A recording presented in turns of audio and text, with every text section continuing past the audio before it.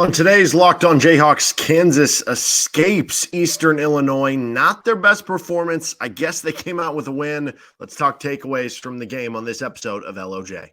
You are Locked On Jayhawks, your daily podcast on the Kansas Jayhawks, part of the Locked On Podcast Network, your team every day.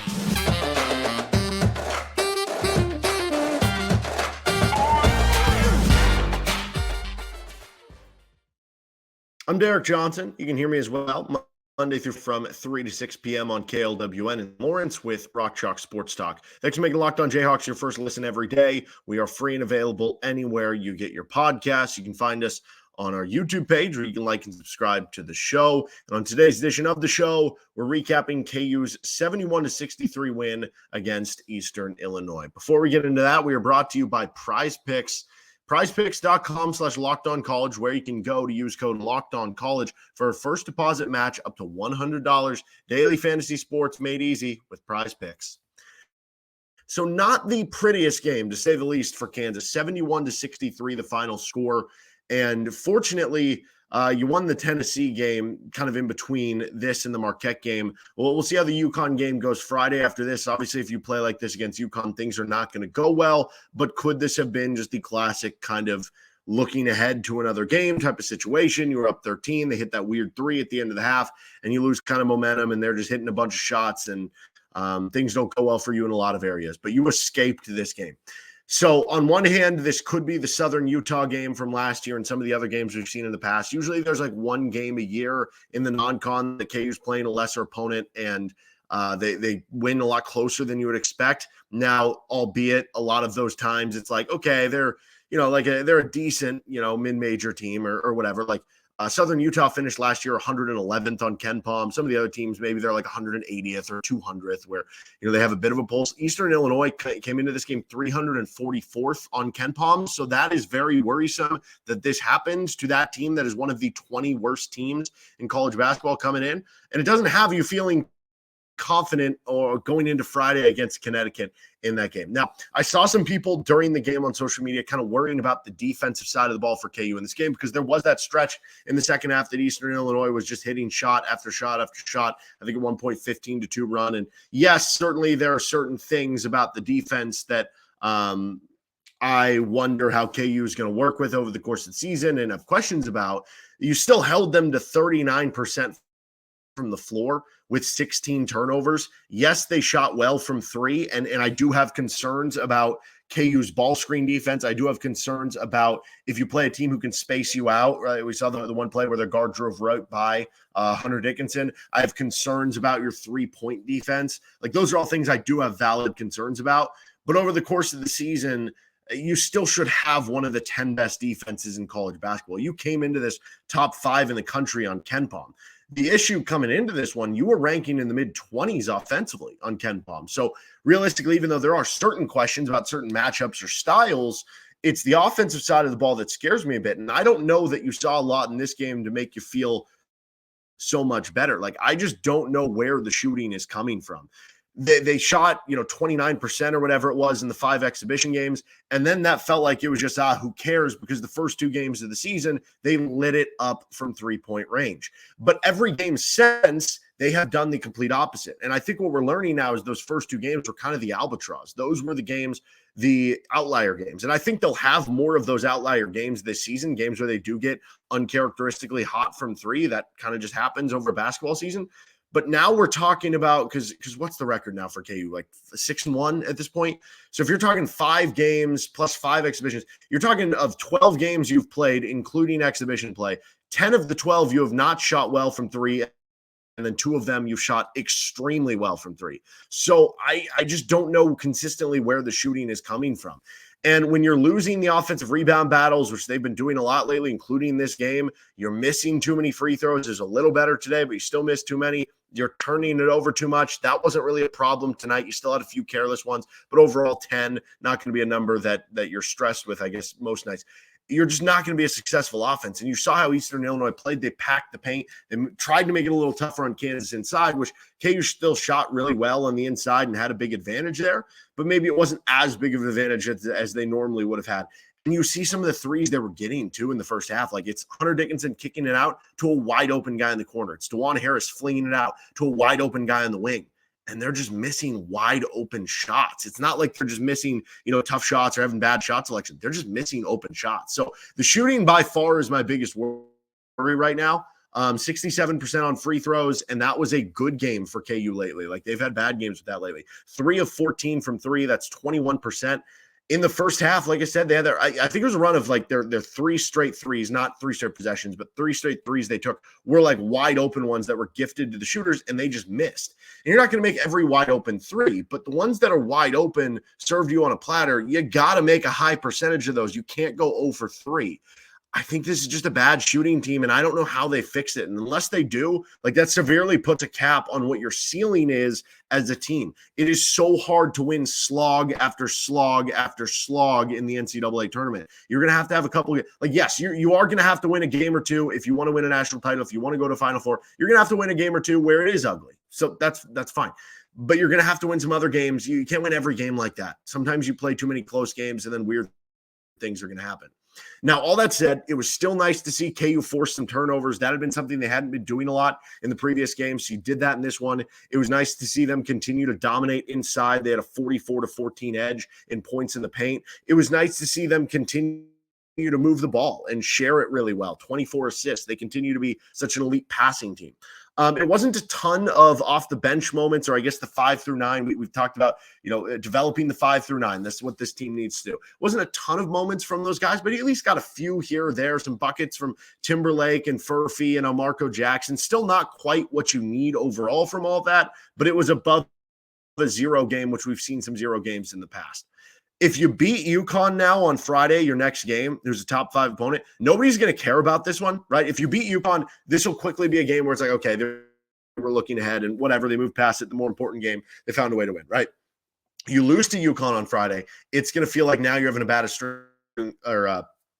string of play and feel like, okay, maybe there are some concerns here, because if you do lose to UConn, then you're probably looking at 3 of the last 4 games. When you look at Marquette, the Tennessee being the exception, and then Eastern Illinois and UConn would be bad games. But that'll all be dependent on kind of how you play and how you do against Connecticut. So certainly questions on the shooting, questions on who can get you a bucket in those key moments when you need them. But I guess I'm just mostly going to operate from the thought that I still do think Kansas is a top 10 team in the country.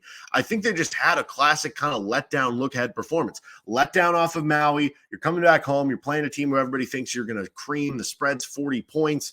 And you're also looking ahead to Friday's matchup with Connecticut. It's easy to have an emotional letdown in this type of game, similar to last year against Southern Utah, which was right before, I want to say, you went to the Battle for Atlantis. You had a letdown in the game.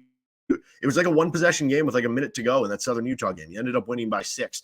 It happened in 2022 against Stephen F. Austin. That was one where I think Remy Martin had to hit like a deep 3 for you to seal the game with like a minute to go. And I think you ended up winning by single digits in that one. 2021, it happened against North Dakota State. Remember, you needed like Tyon Grit Foster to have like a big, I forget if it was a block or a bucket or something for you to win that game. 2019, it happened against like New Mexico State. I think that was maybe at the Sprint Center. You won by like 3 points, and on and on and on. Like every year there is one of these that usually happens. The one thing that will make this one matter either more or less is kind of what you do from here. I think it's an everybody get one situation. Like every team is allowed to have a bad game against a lesser opponent and it be closer than you would expect, right? The test is if it happens multiple times, then it starts to become a trend. Then it starts to become a streak where it's like, okay, clearly, if you continually to play bad against lesser opponents, maybe that means you're not very good. But if you only do it one time and you pick it up in the other ones, if you only do it one time and you pick it up on Friday against Connecticut, this becomes not really a big deal. So this is one of those things where it's kind of evidence with if things go bad, we're going to point back to this game and we're going to point back to some things that happened in this game and be like, see, that was another example of why. But if things go good from here, it'll just be a quick blip on the radar. So I guess it's a choose your own adventure from here, KU basketball. All right, we're going to continue on with our GOATs of the game and what's next for KU on this episode of Locked on Jayhawks.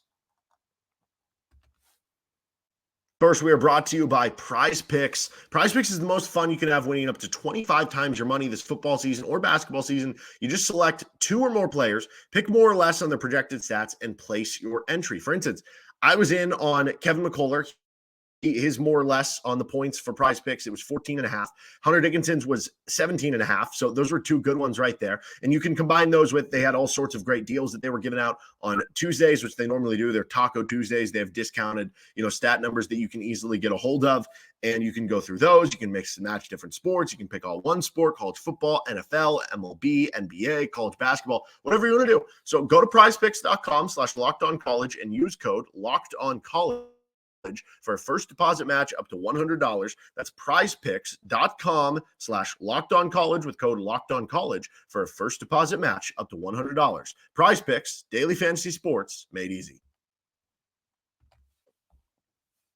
Our goats of the game, good and bad. Let's start with the good goats here. Let's go with Hunter Dickinson. 25 points, 13 rebounds, 2 assists on 11 of 15 from the floor. He continues to put up monster numbers for you. And again, if we compare this game to the Southern Utah game, that was a game that Jalen Wilson had like over 30 points. So it was just very similar that you needed your All-American to kind of carry you to the finish line in a game you didn't really expect to need that to happen, and he did. The one thing that really sticks out to me with Hunter Dickinson, I have not seen another big man since I've been watching like KU or college basketball do this as well as he does. The plays where he catches the ball and he is like basically in line or kind of under the hoop. And a lot of times you see big men maybe try to go up with it and it air balls or they miss it, or you're just in a bad angle. You can't get it up, you get blocked, or you're not able to go up at all and you have to kick it out because you're too deep. He is so good at, even if he is too deep, catching it and just kind of like fading back or flicking it behind his head or putting some English on it or whatever it is to still get it in with him like under the hoop. It is unbelievable, his ability to do that, to where even if a team is fronting him and has him pushed down, it still can be an easy bucket for KU. Really impressive stuff from Hunter Dickinson in this game. Kevin McCullar, the jump shot wasn't really falling for him. He grinded his way to 18 points, 18 shots, but 8 of 18 from the floor. That's around 50%. He had 5 assists in the game. He had 3 rebounds. He was battling out there. Obviously, that steal toward the end of the game was pretty huge, and being able to, get the stop, get the easy bucket at the other end. So Kevin McCullar grinded his way through and missed a couple layups, a couple shots that he normally makes. Otherwise, he would have had 22, 24 points. The game would have been a little further out, but I thought overall Kevin McCullar was good in this game. KJ Adams gets a good goat here. I thought it was really cool what they did pregame, honoring his mom, throwing that up on the big board and the newspapers from the Daily Kansan, what they did there. Really cool stuff. He had 10 points. He was 4-4 from the floor, had a couple big dunks, big lob plays that he threw down. He ended up with 3 rebounds, which I thought he had like 4. Okay. And then he also was listed for 3 assists. By the way, assist gate is happening. I'm telling you, he was listed for 3 rebounds, 3 assists. I could have sworn, I could be wrong on this, I could have sworn he had 4 or 5 assists. Now, this one doesn't matter as much, but like there was a game a couple weeks ago where it was the Manhattan game where DeJuan Harris was listed at 5 or 6 assists or something, and the over-under was above that, and he actually by like one game long had 8 or 9 assists or something. So I don't know what's going on. Assist gate's going on. I'm telling you, KJ had like at least 4 or 5 assists. He was doing a really good job passing in this game, and I thought he had a good game overall and made some key plays for you kind of at both ends of the floor. Turnover battle gets a good goat here. KU on the season coming in had not been a very good turnover team. They weren't really forcing turnovers, and they were having too many of them. Well, in this game, you had just 10 turnovers. Yeah, you'd like to see that get even lower against an opponent like this. Get to 7 or 8, right? Play an even more perfect game. But 10 overall, if you have 10 a game the rest of the season, you're going to feel fine with that. You force 16. That's a high number for what you've been kind of forcing this year. And it wasn't all just unforced stuff. Like over the course of a game, there's going to be unforced turnovers. It just happens, right? But you had 11 steals. So you made a lot of your own will on that end. Something that when you have Kevin McCullar and DeJuan Harris, you should be good at getting steals, forcing steals. Well, you were a lot better at it in this game. And overall, you were +6 in turnovers. You were +6 in points off turnovers in the game that you won by 8. Interior play gets a good goat here. This has been inconsistent all year long. KU's been dominant on offense and on defense, kind of the interior play. Nearly 60% on 2-point shots, 25 of 42 for KU inside the 3-point arc. They also held Eastern Illinois to 38% on 2-point shots in this game. So you had a 22% difference on 2-point shots, and you had 11 blocked shots. Think about that. You blocked 11 shots for the game. You were dominant on the interior. I mentioned that you had basically a 30-point difference in points in the paint, which is even crazier that it was an 8-point game considering that happened when you're playing a lesser opponent. But it just speaks to how well KU has played so far this year and on the interior, and obviously Hunter Dickinson is a big reason why. As far as the bad goats in this one's KU's 3-point defense. They shot over 40% on 3-point shots. They shot better from 3 than they did on 2. Now, there were a couple of them. They hit tough shots. You tip your cap, having a good night, all that sort of stuff. You gave up a couple of easy ones, though, like the one off the inbound pass where the guy was just wide open in the corner who was one of their better players. Like that's inexcusable. That can't happen.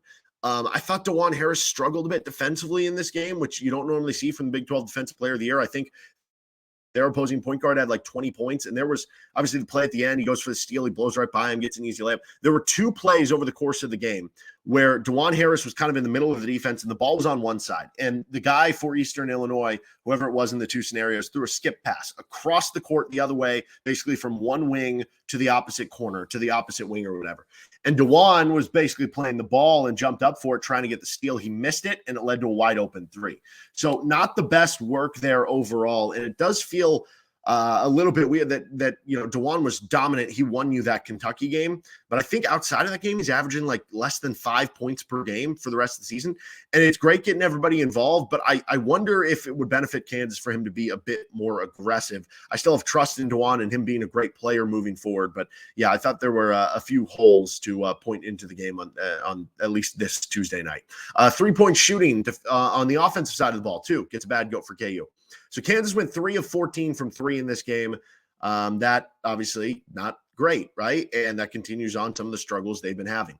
Over the last 5 games, so the Kentucky game, the 3 games in the Maui Invitational, and then this game to give you 5, KU is 23 of 80 on 3-point shots. That is 28.9% from 3-point range. And like I said, there's a lot that you've missed that have been wide open shots that it's like, man, if this team had a Svi or an Isaiah Moss or a Brandon Green or, name your knockdown 3-point shooter, Grady Dick, right? They would be dominant with this offense because Hunter Dickinson is getting them so many open threes. DeJuan Harris is getting them so many open threes. Kevin McCullar and KJ Adams, good passers. They're going to lead to, when they're on the ball, even getting you open threes.